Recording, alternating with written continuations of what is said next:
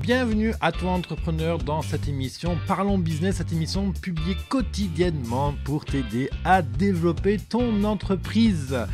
Et oui, alors que tu sois coach, consultant, freelance, etc., mon objectif est de t'aider à mieux vivre de ta passion, à trouver plus de clients, des clients qui te plaisent, avec qui tu aimes travailler. Et justement, c'est le thème de cette semaine, comment mettre en place un système sur son site web pour prendre des rendez-vous de manière simple et efficace et aussi pour encaisser ses clients directement avec leur carte bleue de manière simple, même si tu n'as pas de compétences techniques particulières. Voilà, parce que c'est vrai qu'encaisser en ligne, ça fait recours à beaucoup de notions. Il y a la sécurité, il faut que ça plaise aux clients, il faut que ça mette en confiance ton visiteur, bref, il y a plein de choses. Justement, tu vois, l'épisode de hier, l'épisode 167, où je t'expliquais justement comment prendre les rendez-vous et je te donnais les outils. Aujourd'hui, on va continuer sur le thème de cette semaine, qui est donc mettre en place un système pour vendre son expertise en ligne. Et l'idée, c'est vraiment... aujourd'hui, comment on fait la promotion de son compte, de son expertise. Alors, en gros, il y a deux grandes tactiques une grande tactique, qui prédomine aujourd'hui. On appelle ça la stratégie de contenu, donc le marketing de contenu. Autrement dit, c'est publier régulièrement du contenu pour montrer son expertise et ainsi donc montrer à son client qu'on est compétent et donc les attirer à soi et donc leur proposer nos prestations quand ils viennent nous contacter. Bien entendu, c'est une très bonne stratégie, c'est celle que j'applique moi depuis 2 ans avec mon blog, mon business à 200%. C'est celle qui me permet de recruter intégralement aujourd'hui mes clients. Le problème, les inconvénients de cette stratégie de contenu, c'est qu'il faut publier régulièrement. Le top du top, c'est de publier tous les jours pendant une longue période pour asseoir ton audience et la développer vraiment de manière régulière. Après, c'est pas tous les jours, ça peut être 2 fois par semaine, 1 fois par semaine ou 1 fois par quinzaine, peu importe. Mais l'idée, c'est qu'il faut quand même produire un contenu de manière régulière.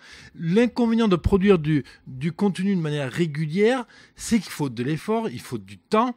Si c'est une vidéo, il faut prendre le temps de la tourner, il faut avoir les lieux. Et puis aussi, il y a l'aspect visuel pour faire des vidéos qui est aujourd'hui une manière marketing très très performante, mais il faut que tu puisses le faire, il faut que tu aimes le faire. Et puis, il y a des blocages psychologiques à dépasser. Des fois, des petites peurs. Ouais, mais qu'est-ce qu'on va penser les gens? Qu'est-ce que je vais dire? Machin. Bref, quoi. Alors, c'est vite un problème. Alors, j'ai trouvé une combine, justement, pour résoudre ce problème. Parce que, juste avant, quand même, on va essayer de comprendre, finalement, la mécanique du marketing de contenu. Pourquoi on dit qu'il faut publier régulièrement? Déjà, le premier truc, c'est que si tu as un blog, l'idée, c'est que si tu publies régulièrement, Google vient régulièrement sur ton site et donc, il te garde en mémoire et il sait que tu existes. Ça évite de faire enterrer le site et que ton site ne sorte jamais. Ça, c'est le premier point. Le deuxième point, l'idée, c'est que si tu publies régulièrement, forcément, mathématiquement, à la fin de l'année, tu as publié un certain volume d'articles, donc tu couvres un certain nombre de sujets, donc tu peux Google a potentiellement la capacité de te mettre tes pages avec un plus grand nombre de mots-clés. Donc du coup, on augmente notre spectre de captation du trafic de recherche de Google, donc le trafic naturel, le référencement, et ce qui est quand même plutôt agréable, puisque ça veut dire qu'on fait moins d'efforts au niveau du marketing payant. L'autre truc, c'est que quand on publie régulièrement, c'est comme si on donnait rendez-vous à son audience. On habitue son audience à venir tous les jours, tous les 15 jours, en fonction de ton rythme de publication, à venir consulter le contenu qui apporte de la valeur, qui répond à leurs problématiques, etc.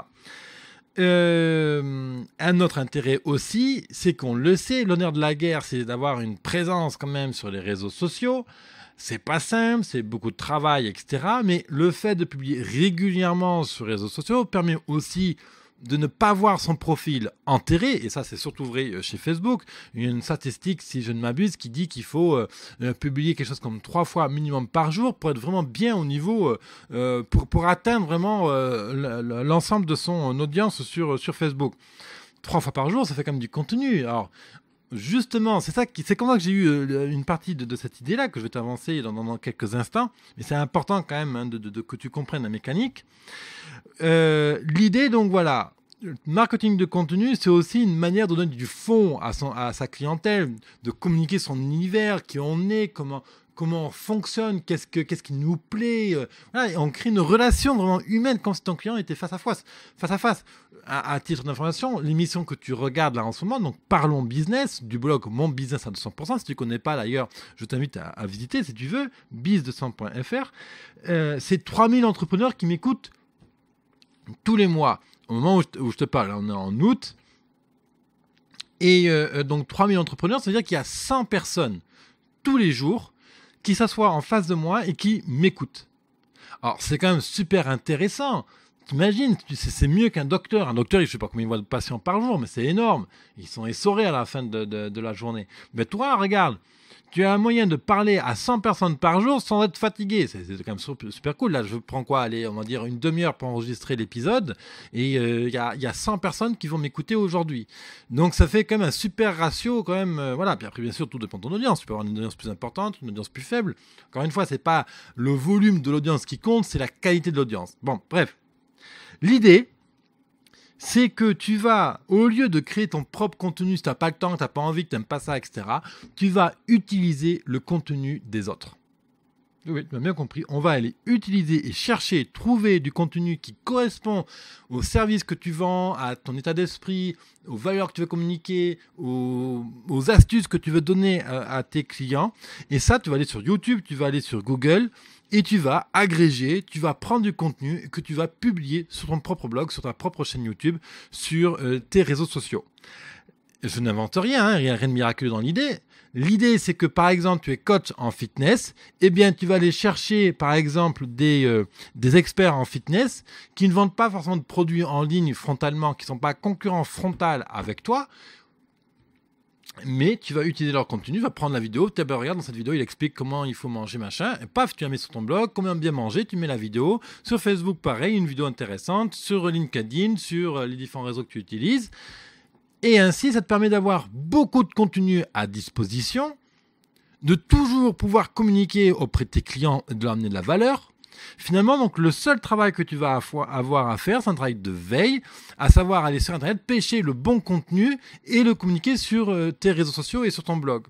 Et comme ça, on répond vraiment à tous les critères d'une bonne stratégie de contenu, à savoir publier régulièrement. Quand tu fais ça, allez, tu dis qu'il te faut une demi-journée pour aller chercher les 30 épisodes que tu as publiés, que tu vas republier pour le coup au cours de 30 jours à venir.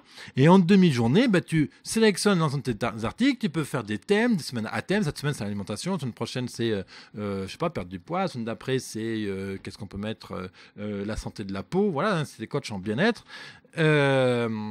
Et donc, tu as du contenu comme ça gratuit. Tu fais en plus de la promo de tes confrères, pas concurrents directs, de tes confrères, donc ça peut leur plaire, ça peut éventuellement leur plaire. Il y a quelques conditions pour que ça fonctionne, bien entendu. La première condition, c'est que tu diffuses des vidéos ou même à la rigueur des articles de blog de d'autres personnes, c'est qu'il n'y ait pas de pub sur les vidéos YouTube ou le contenu.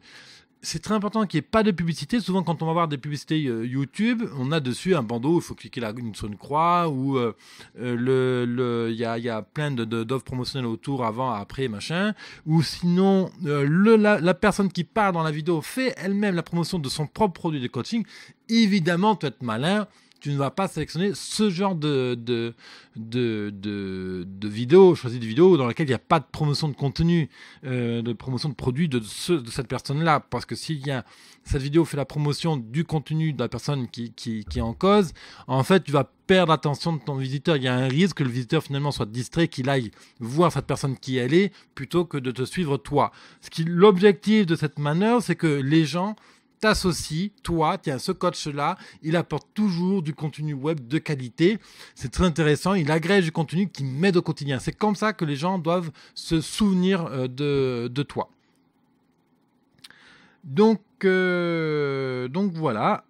Il y a une astuce aussi quand même que j'ai oublié de dire, qui est quand même très importante. Pourquoi on publie tous les jours? Pourquoi je fais une émission tous les jours? La première des raisons, c'est que, de toute évidence, j'adore ça. C'est vraiment une passion. Moi, j'adore vraiment partager et transmettre les techniques que je mets en place pour développer les ventes, pour asseoir une entreprise, voilà, hein, c'est tout le but d'ailleurs même de l'atelier que j'ai créé aujourd'hui, hein, qui est 7 jours pour vendre son expertise en ligne. 7 jours là, pour mettre en place un système de rendez-vous et d'encaissement. D'ailleurs, l'adresse affiche ici où tu peux cliquer sur le i comme info pour y accéder. L'information est en ligne. L'idée, c'est que quand tu publies tous les jours, il se passe un phénomène très intéressant, c'est que tu es très souvent en tête de liste. Donc l'intérêt, c'est quand tu publies tous les jours sur SoundCloud ou sur YouTube ou sur ton blog, eh bien, il y a toujours du mouvement. Ce qui fait que, typiquement sur LinkedIn, si tu publies des posts, si tu en publies vraiment tous les jours, ton réseau est habitué à avoir une communication utile, avec du fond, des valeurs de ta part. Donc du coup, tu es toujours dans la tête des clients. Dans un point de marketing, c'est excellent. C'est-à-dire que tu es toujours dans la tête. Dès que le client a un problème, il y a de fortes chances qu'ils se sentent concernés par ce que tu lui proposes et donc qu'ils t'appellent, qu'ils prennent le rendez-vous, qu'ils aillent payer le service sur ton site. Et le fait d'être toujours en tête de liste, tout simplement, ça permet d'être toujours visible. Donc voilà, d'être toujours visible dans le fil d'actualité. Donc voilà. Et puis en guise d'exemple, moi j'avais publié quelque chose comme il y a 1 an et demi. Juste un article, c'était un jour, je n'étais pas inspiré, je ne savais pas quoi écrire. Qu'est-ce que j'ai fait? J'avais trouvé une vidéo inspirante de Steve Jobs, je ne sais pas si tu la connais, c'est le discours qu'il a fait à Stanford en 2005. C'est un discours qui est assez inspirant. Et justement, tu vois, je n'étais pas inspiré, donc j'avais pris la vidéo, j'avais écrit un petit résumé, je crois, de 10 lignes, un titre et terminé. Et comble de l'ironie, c'est un des articles qui me drivait à l'époque le plus de trafic.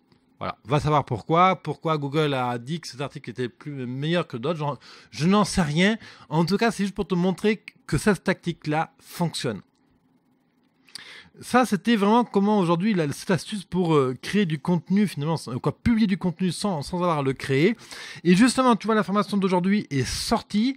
Donc, tu peux y accéder en cliquant ici, en cliquant sur le i comme info. Le grand intérêt pour toi, aujourd'hui, en tant que freelance et consultant, ou voilà, quand tu vends une expertise, un service à forte valeur ajoutée, c'est de simplifier absolument l'encaissement, la gestion des rendez-vous. C'est le thème de la semaine, justement, où je t'explique tout ça pour t'aider à mieux vendre. Parce que moi, je me souviens, au début, quand j'ai démarré, je perdais beaucoup de rendez-vous parce que justement j'avais pas de système d'encaissement tout de suite pour engager le client. Ce qui compte, l'idée c'est pas de ferrer le client, l'idée c'est vraiment de l'engager. Le client il est chaud, il est prêt à acheter ton service de coaching, de fitness, de ceci, de cela. Bon, ok, tout de suite il est prêt, donc on l'engage sur un rendez-vous ou sinon on l'engage sur un paiement, sur l'encaissement d'un acompte, etc.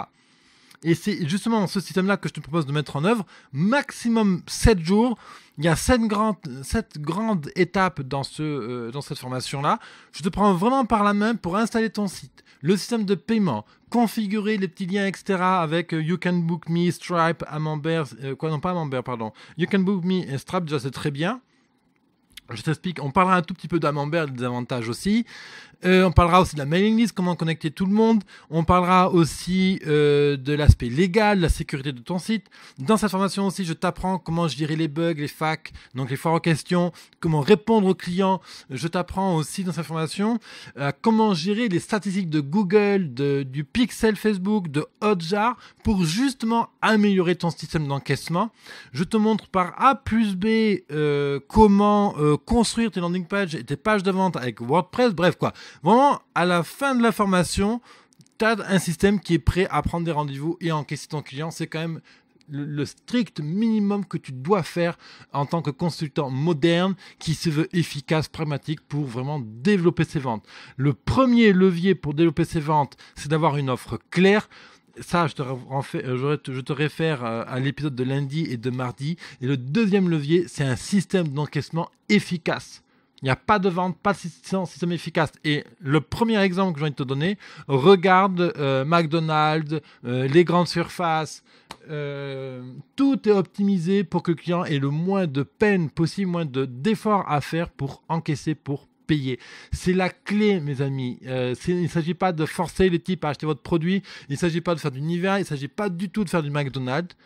On est à notre échelle. Le but, c'est qu'un client est prêt, il achète. Voilà. Et on engage. Tu vends que des offres à 3 000, 4 000, 6 000, 10 000 euros, c'est pas grave. Demande-lui de payer un acompte. Mais au moins, il est engagé et toi, ça te sécurise au niveau de la vente de tes services, etc. Puis, Ça permet comme d'instaurer tout de suite beaucoup plus de confiance entre toi vers ton client. Ok, mon client m'a laissé un compte, il m'a payé, c'est bon, je peux faire confiance, on peut y aller, on peut foncer, on peut lui donner la valeur, on peut installer le planning, etc. Moi, je te retrouve de l'autre côté dans cette formation. Tu peux cliquer ici ou sur lui comme info. Si tu m'écoutes depuis SoundCloud, tu peux cliquer dans la description. Il y a le lien qui te renverra sur cette formation. Moi, je te retrouve de l'autre côté pour mettre en place ton système de vente et d'encaissement de ton expertise de consultant freelance, coaching, etc. Allez, bye bye. Je te retrouve demain. Demain, de quoi on parle? Demain, on parlera de mailing list SEO normalement. Quoi, je verrai, j'ai pas encore choisi quel est le thème, mais en tout cas, comment optimiser les ventes de ton site. Allez, bye bye à toi.